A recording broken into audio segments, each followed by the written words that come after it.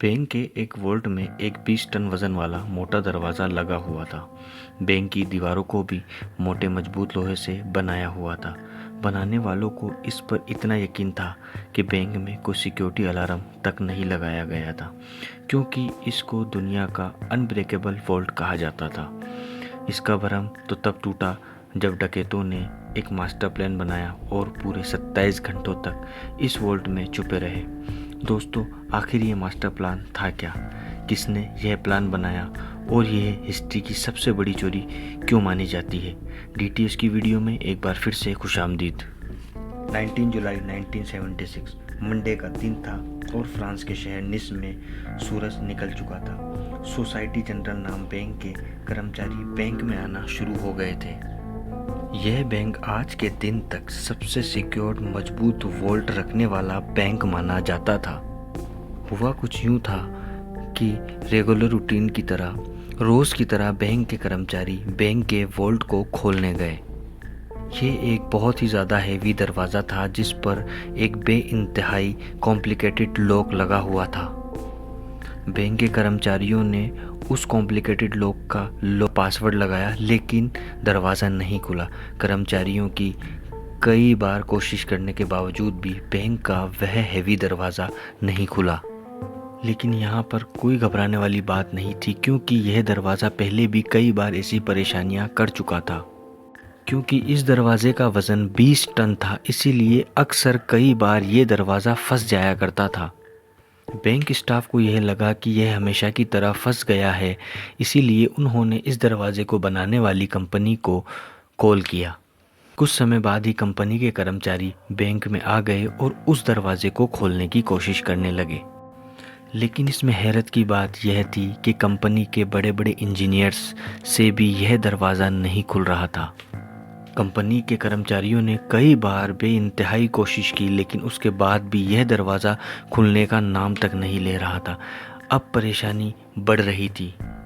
आखिरकार 3 घंटे बाद उन्होंने यह डिसाइड किया कि वॉल्ट के अंदर ड्रिल करके एक छेद किया जाए और देखा जाए कि आखिरकार इस दरवाजे में परेशानी क्या है, यह क्यों खुल नहीं रहा है। हैवी ड्यूटी ड्रिल मशीन से सुराख करके जब अंदर देखा गया तो क्या देखते हैं कि वॉल्ट के दरवाजे को अंदर से किसी ने वेल्ड करके बंद कर दिया है।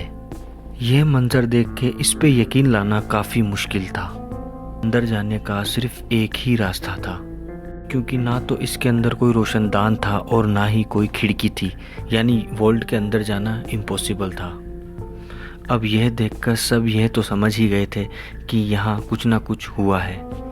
बैंक कर्मचारियों ने मशीनरी मंगवाई और वॉल्ट दीवार तोड़कर अंदर जाने का फैसला किया।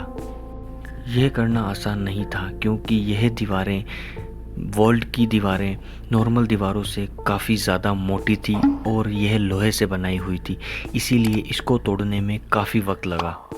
कई घंटों के बाद इसमें इतना सुराख हो गया कि एक आदमी इसके अंदर से अंदर जा सके। और जब अंदर देखा तो सबकी आंखें फटी की फटी रह गई, क्योंकि यह मंजर देखना नाकाबिले था। बैंक वॉल्ट लुट चुका था। कुछ लॉकर्स टूटे तो कुछ लॉकर्स खुले पड़े थे, और सबसे हैरत की बात तो यह थी कि वॉल्ट की दीवार पर पेंट स्प्रे से कुछ अल्फाज लिखे हुए थे, जिनका इंग्लिश मायना यह था, without arms, without heads and without violence. Bank का स्टाफ यह अल्फाज पढ़ ही रहा था, तभी वॉल्ट की ज़मीन में एक टनल बना हुआ देखा। अब आगे का काम पुलिस का था, जो कि अब तक वहां पहुंच चुकी थी। डकैत वॉल्ट में मौजूद पैसे और गोल्ड ब्लॉक्स समेत 4000 में से 400 सेफ बॉक्सेस तोड़कर उसके अंदर से कीमती चीज़ें लेकर फरार हो चुके थे।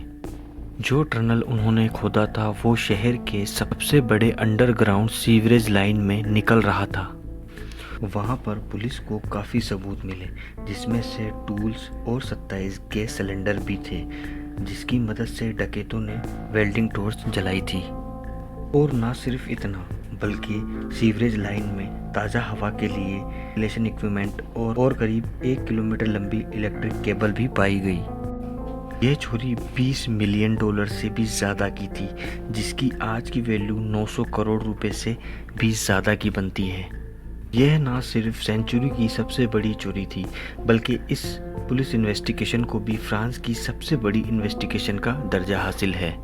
खैर, यह बात अब पूरी दुनिया में आग की तरह फैल चुकी थी और इतनी बड़ी चोरी के बाद बैंक की रेपुटेशन का अच्छा खासा नुकसान हो गया और यह फ्रांस की पुलिस के लिए भी एक बहुत बड़ा अफसोस का मुकाम था। अगले कई महीनों तक पुलिस ने एड़ी चोटी का जोर लगाया, आसपास के लोगों को पकड़ा, बैंक कर्मचारियों को पकड़ा और सबसे पूछताछ की, लेकिन पुलिस को कहीं से भी डकैतों का कुछ भी पता नहीं चला। फिर 3 महीने बाद अक्टूबर 1976 को पुलिस को एक बहुत बड़ी लीड मिली। डकैतों के ग्रुप का एक मेंबर अपनी ही गर्लफ्रेंड की टिप पर पकड़ा जा चुका था। पहले तो वो मान नहीं रहा था, लेकिन जब पुलिस ने उसकी तबीयत साफ की तो उसने पूरी स्टोरी पुलिस को बता दी।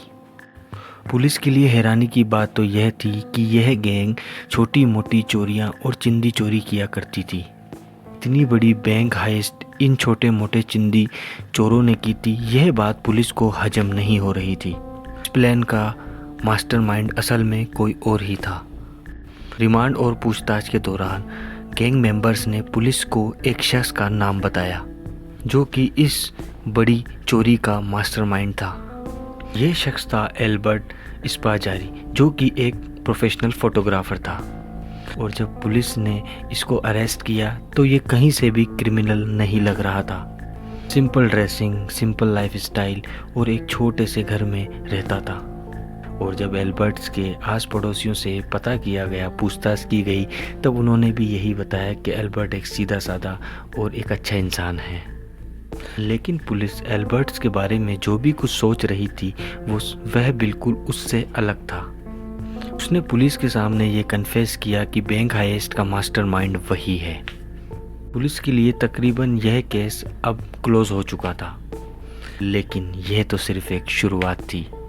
एल्बर्ट ने बताया कि पहले उसने इसी बैंक में एक लॉकर लिया था और इसी बहाने से वो वॉल्ट में जाकर वॉल्ट की सारी चीज़ों की फ़ोटोज़ कैप्चर करता था। उसने पहले अपने ही लॉकर में एक अलार्म क्लॉक रखा, जिसका अलार्म रात के वक्त का सेट किया।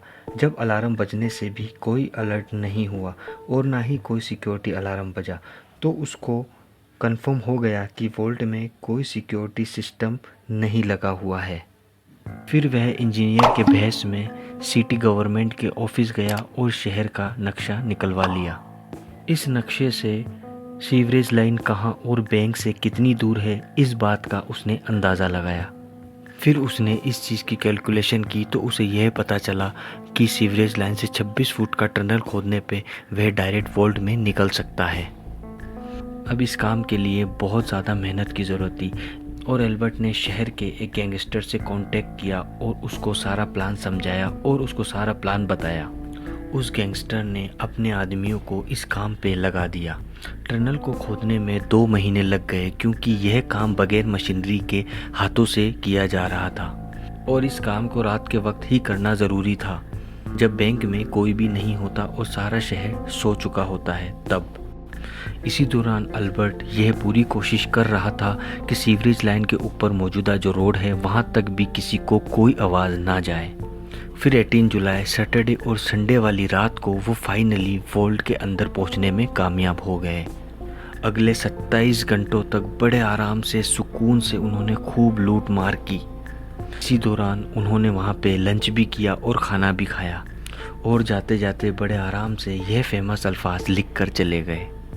पुलिस ने अल्बर्ट को कोर्ट में पेश किया, जहाँ पे अल्बर्ट ने जज के सामने अपना गुनाह कबूल कर लिया। उसने पूछताछ के दौरान अपने प्लान का एविडेंस और लूटी गई रकम की डिटेल्स एक पेपर पे कोडवर्ड में लिखी। उसका कहना था कि ये एविडेंस सिर्फ वो जज को ही देगा और सिर्फ जज ही इस कोडवर्ड को पढ़ सकेगा। इस काम के लिए जज ने एल्बर्ट को अपने कमरे में बुला लिया। एल्बर्ट ने वो पेपर जज के हाथ में दिया जिस पर सिटी का मैप बना हुआ था। अभी जज उस मैप को समझने में लगे ही थे, एल्बर्ट ने फ़ौरन कमरे की खिड़की से छलांग लगा ली। यह कमरा फर्स्ट फ्लोर पे था और उसके नीचे एक गाड़ी खड़ी थी। एल्बर्ट गाड़ी की छत पे गिरा और फ़ौरन खड़ा होकर एक बाइक जो कि पहले से उसका वेट कर रही थी उसको इशारा किया और उस पर बैठकर भाग गया। पुलिस की लाख कोशिश के बावजूद भी एल्बर्ट पकड़ा नहीं गया। कई सालों के बाद उसका इंटरव्यू इटली के एक टीवी शो में ब्रॉडकास्ट हुआ, जिसमें उसका कहना था कि मुझे 12 साल की उम्र से ही खजानों का बहुत शौक हुआ करता था और यह शौक मैंने इस चोरी से पूरा कर लिया। इसको देखकर ऐसा महसूस हो रहा था जैसे अल्बर्ट फ्रेंच पुलिस को तंग कर रहा है। उसके बाद अल्बर्ट कहाँ गया, यह मिस्ट्री आज तक सोल्व नहीं हो पाई। 1989 में अल्बर्ट की मौत हो गई। उसकी माँ का कहना था कि अल्बर्ट की डेड बॉडी को उसके घर के बाहर कोई रख कर चला गया। उम्मीद है आपको यह वीडियो पसंद आया होगा। ऐसी ही अच्छी और दिलचस्प कहानियों के लिए आप हमारे चैनल को सब्सक्राइब करें, लाइक करें और इस वीडियो को ज़्यादा से ज़्यादा शेयर करें। धन्यवाद दोस्तों।